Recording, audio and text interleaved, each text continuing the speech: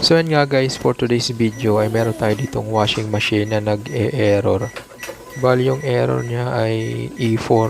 Bali yung washing machine na to ay Sharp Automatic. So yan guys, titestingin natin kung talagang bang nag-e-error siya. So yan nga at nag-error siya ng E4.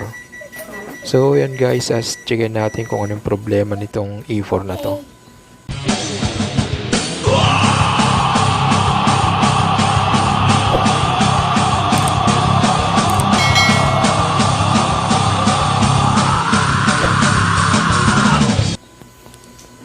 So yun nga guys, ay bubuksan ko lang tong takip ng washing machine.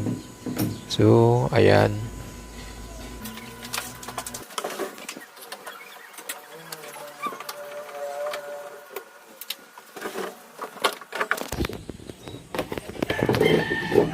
So yun nga guys, at nabuksan na nga natin yung takip nitong washing machine. At dito naman sa loob ay mayroon pa tayong bubuksan na isa pang takip kung saan doon nakalagay yung ibang parts. So yun nga guys, at bubuksan natin siya.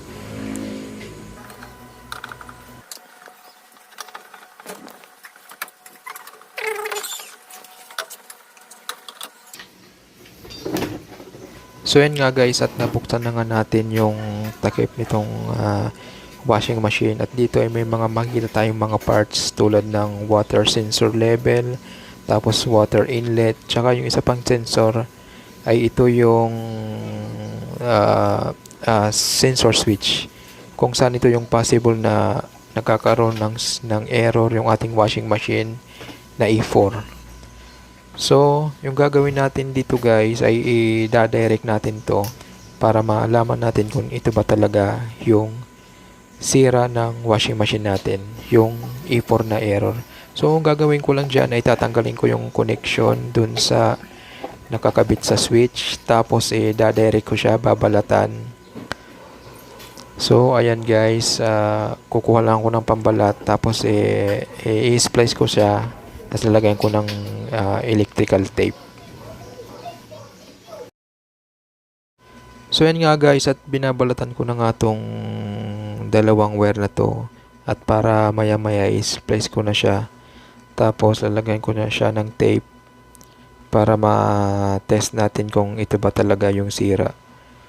So yun nga guys, at ini-splice ko na siya. Bali dinidikit ko siya, yan, para magkaroon siya ng connection. Ayan, iniikot-ikot ko lang siya. At pagkatapos niya, ilalagyan ko siya ng electrical tape para hindi naman siya magkaroon ng short o hindi siya dumikit sa bakal. So ayan guys, nilalagyan ko lang siya ng tape.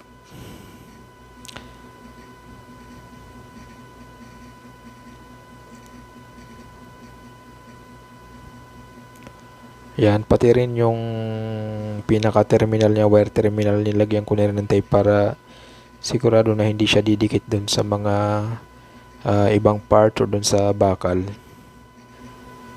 At pagkatapos nga guys ay binalik ko na siya dun sa pinaglalagyan niya, tapos binalik ko na rin yung takip.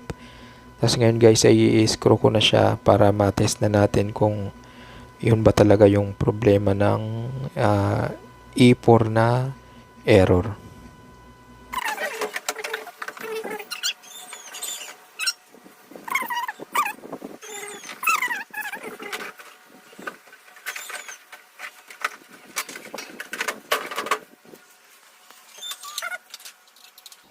So yun nga guys, ay naibalik ko na nga yung mga tornilyo at pati na rin yung takip.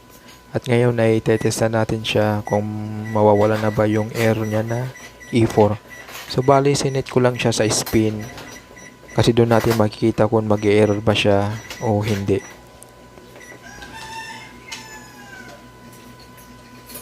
So yan guys, so para hindi na siya nag-error ng E4, so antayin na lang natin na mag-spin yung dryer niya.